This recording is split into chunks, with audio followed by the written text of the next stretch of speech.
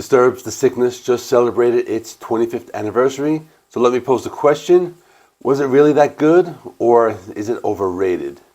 Today I'm talking about The Sickness. This is the debut studio album by the band Disturbed, released on March 7, 2000 through Giant and Reprise Records. It was a pretty big album, although not their biggest. Peaked at number 29 on the US Billboard 200, and they've had many others reach the number one spot. This is probably their most popular one, and has some of the most well-known songs, such as Down with the Sickness and a few other ones. So you might not know this, but Disturbed actually formed back in 1994. They weren't an overnight sensation. They worked really hard to get where they are right now.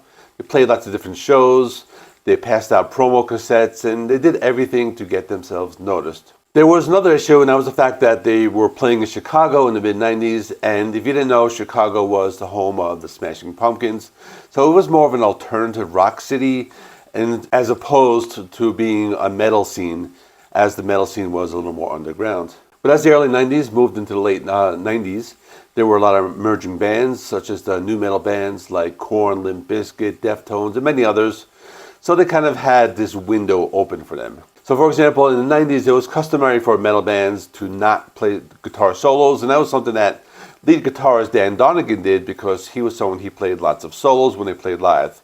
But then there was David Draiman, who I believe is the driving force behind this band. I think without his vocals, this band wouldn't be where they are today. I think next time you listen to Disturbed, just focus on the vocals and you're going to see how he changes his voice and his tone, and he goes from harsh growls to clean singing, and he does it seamlessly. So I think David Draiman is really the one person that makes this band. But by the late 90s, they wanted to record their debut album, and it had David Draiman on vocals, Mike Donegan on guitar, and they had Mike Wengren on drums, and Steve Fuzz Kamak on bass. And they went for a producer named Johnny K, and they were all high school friends, so they knew each other, and they were good friends. So now it's 1999, they started recording this album, and they released it on March 7, 2000. It didn't take off immediately. They had to gain some traction by releasing some singles. And the first single they released was called Stupify. That came out in April of the year 2000.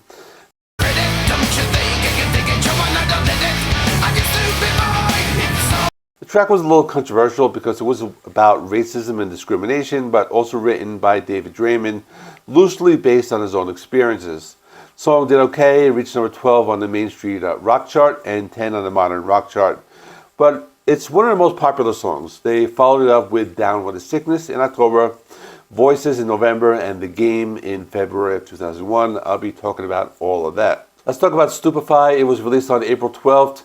It was their debut single. Like I said, it did pretty well. It also appeared in a few movies. For example, it was remixed for the movie Little Nicky. The song, like I said, is about racism and discrimination, and also about the relationship between David Draiman and one of his ex-girlfriends who was Latina, and his family didn't approve of her because of her ethnicity. So that's why he wrote the song. The song had a music video showing the band performing the song in this rusted cellar-like room, and it shows this young boy in the same room, and the boy is haunted by these ghost-like images, and according to David Draiman, he said that represented his inner child and how the child can see things around him and everything is dark, frightening, and he's haunted by all that stuff.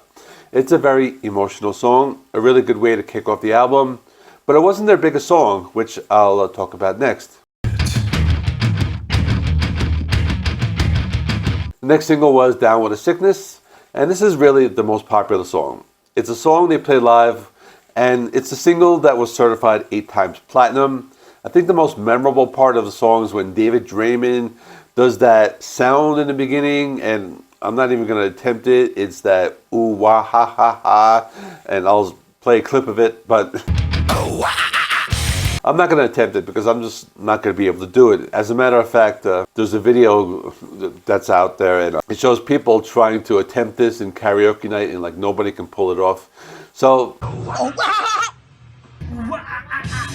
according to David Draiman, he said he was able to make that sound because he had surgery for acid reflux. But another thing that makes the song very unique is that it was around these times when guitar players were tuning their guitars down, so it was also in a drop C sharp. As for the lyrics, they're very emotional. There's a spoken segment near the end of the song where it describes his child who was physically abused by his mother, and he retaliates. So that's the part at the end of the song where you hear them yelling. But according to the band, It wasn't about any specific incident or specifically about child abuse. It was more about abuse in general, but it still doesn't come close to what Korn was doing around that same time. And I have a whole other video on that. This one also has a music video. It has concert footage, and the music has been used in different movies, such as the Jet Li movie, which is called The One, and this is the 2004 remake of Dawn of the Dead, amongst many other movies. I'm not even going to list them. After this was the single Voices. It was released on November in 2000. It did pretty well. It charted at number 16 on the mainstream rock tracks. The video shows this businessman who's listening to a Walkman, and while he's listening, he's imagining these different violent scenarios. There's one part in the video where the man leaves the office and he goes to a concert where Disturbed are playing. And a lot of scenes in the office were influenced by the movie The Matrix. So you can see the Matrix code on the man's screensaver at one point. It's another song that's often played live, and when they play it, they have David Draiman wheeled out onto the stage like Hannibal Lecter, and he breaks free of his restraints and he performs the song. The song also appeared in a movie or in one of the trailers for the horror movie Jeepers Creepers. The fourth single was The Game, and this one was not as popular. I think it's a decent song, but not one that really sticks out for me. It was semi-popular, and it was a playable song on the video game Rock Band and featured in the movie Dragon Ball Z Cooler's Revenge. So now let's talk more about the rest of the album and address the question, is it really that good or kind of underrated? First issue I have is the band relies too much on David Draiman's vocals, because I can't think of any parts of any Disturbed songs, or especially this album, that don't really involve David Draiman. I feel the guitar riffs are pretty basic and the other members don't stand out.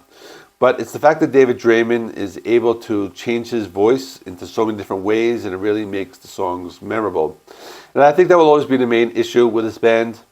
And I've read different reviews, I've watched different ranking videos that sometimes they put this one more towards the bottom. I've even heard people say it's their worst album. So it's one of those albums that's kind of divisive, but I think this album relies too much on the fact that it had really good singles, such as Down with a Sickness, which is probably one of their best songs. But I've read reviews saying that if you go track by track, their album Immortalized would be considered much better than this. Also, Disturbed have a tendency to put cover songs on their albums, and I don't think they've done it in the last two, but with this album, they have a cover of Tears for Fears Shout, which is a decent cover, but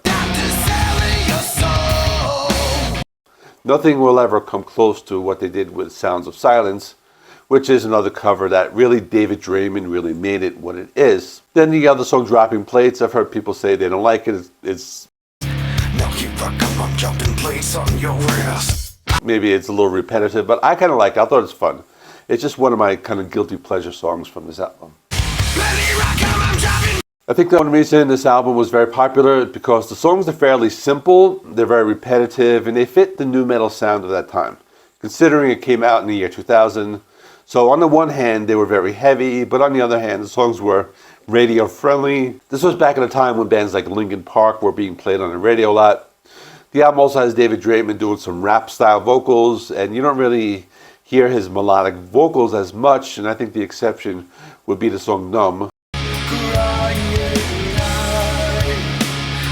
But that's something they would develop on subsequent albums. So in conclusion, I think it's a fun album. I enjoyed listening to it, but I don't think it's one of the greatest nu metal albums of all time. It's one of those fun albums filled with catchy songs. As far as musicianship and songwriting, I think the band could improve, or I think the band would improve on that later on. So those are my thoughts. Check out my ranking I did for nu metal debut albums, where I ranked the album. Thanks for watching. Please give the video a like. It helps me with the YouTube algorithm. Please subscribe if you have not already. I do rock and metal reviews, rankings, and more. And I'll see you in the next one.